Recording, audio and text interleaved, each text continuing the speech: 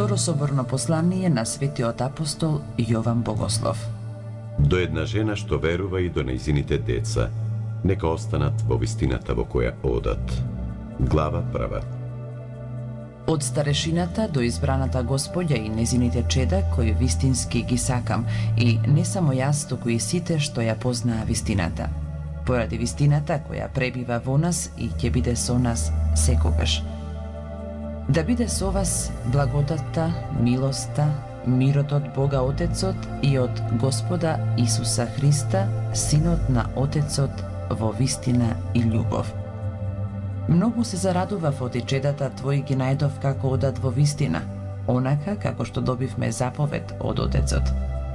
И сега те молам, Господјо, не како да ти пишувам нова заповед, но онаа која ја имаме од почетокот, да се сакаме еден со друг. А љубовта се состои во тоа да постапуваме по неговите заповеди.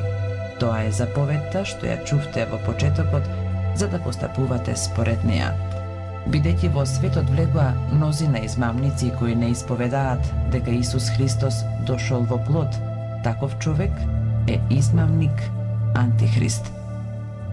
Пазете се да не го изгубите она за кое сте се труделе, туку да добиете полна награда. Секој кој прави престапи и не пребива во Христовото учење и не е во него, го нема Бога. Кој пребива во Христовото учење, тој го има и Отецот и Синот.